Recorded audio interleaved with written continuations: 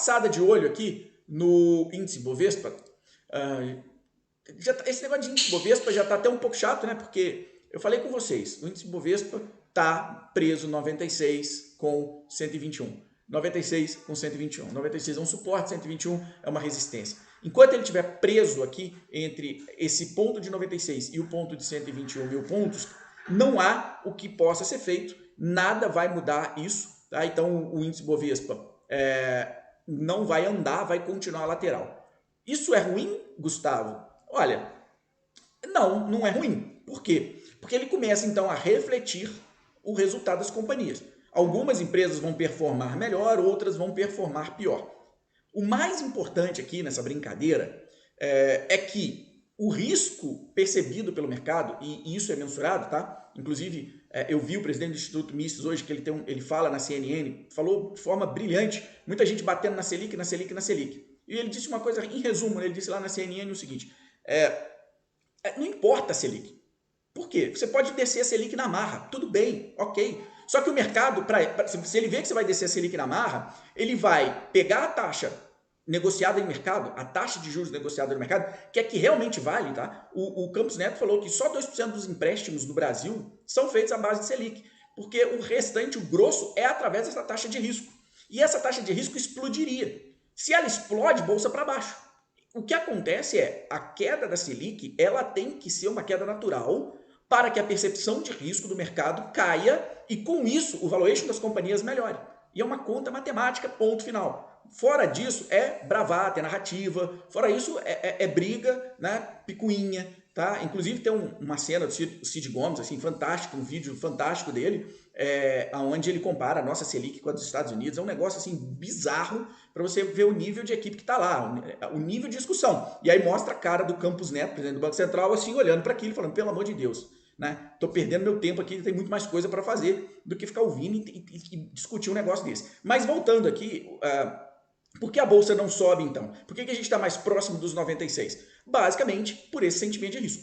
Basicamente porque a gente tem uma curva de risco, de percepção de risco ainda muito forte, apesar da queda. Apesar da gente ter perdido aí cerca de 1,5 ponto percentual em qualquer curva mais alongada aí, né? Com vencimentos mais alongados, a gente perdeu 1,5 ponto. Né? Isso trouxe alívio? Trouxe.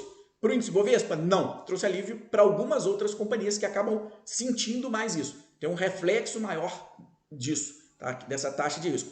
Um outro ponto que faz com que o índice venha para baixo, que é extremamente importante a gente entender, ou que não venha, né, nos 96, mas dificulte ele aí, é a concentração do índice Bovespa, pessoal. O índice Bovespa, ele é muito concentrado em financials ou financeiro, grandes bancos.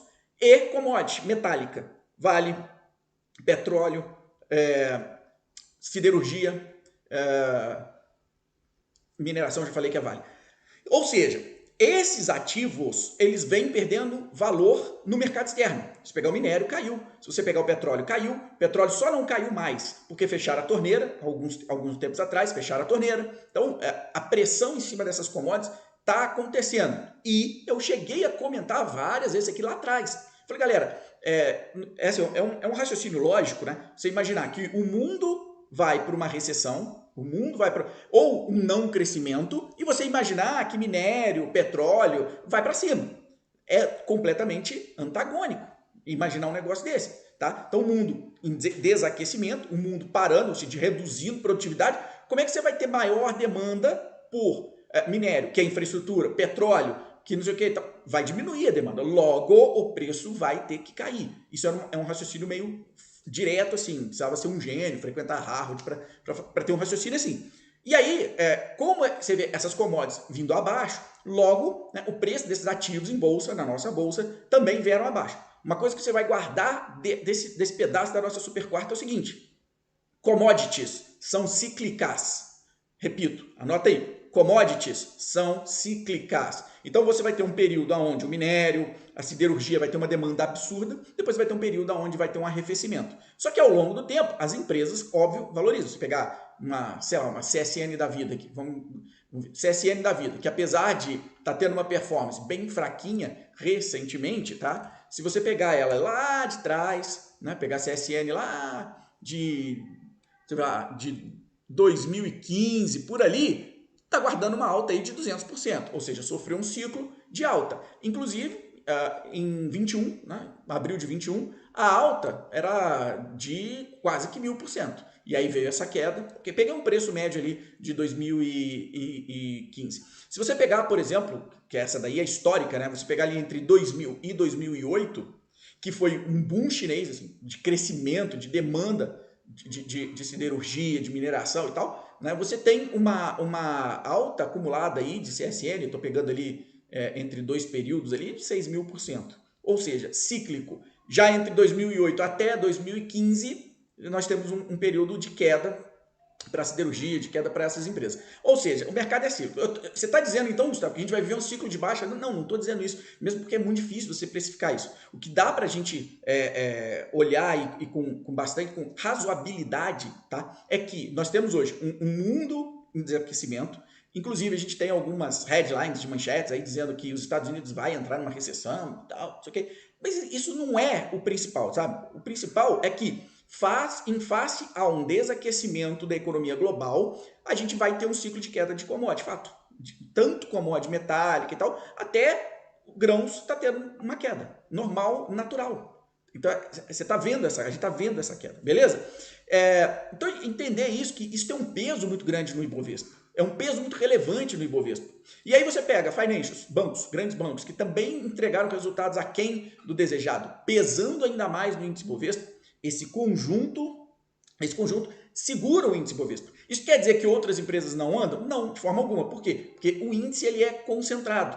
E essa concentração faz com que o andamento de alguns setores pesem muito mais no índice Ibovespa. Eu uso, por exemplo, o exemplo de que entre 2010 e 2015, que foi a desgraça econômica brasileira, e a Bolsa caiu absurdamente, você via a Equatorial Energia subindo imensamente, completamente contrária ao mercado, tá? Por quê? Porque tinha questões específicas ali em Equatorial que faziam com que ela se valorizasse, faziam com que ela subisse, tá? Então, às vezes você pega uma ação, uma empresa, alguma coisa que está fora do índice Bovespa e ela pode sim ter uma performance superior, tá bom? Esse é o primeiro ponto que eu queria abordar sobre o índice Bovespa e uma explicação, que o pessoal adora uma explicação, a explicação que eu teria porque, apesar de um recuo do risco medido aí por uma curva de DI negociada abertamente, a gente tem uma queda desse risco medido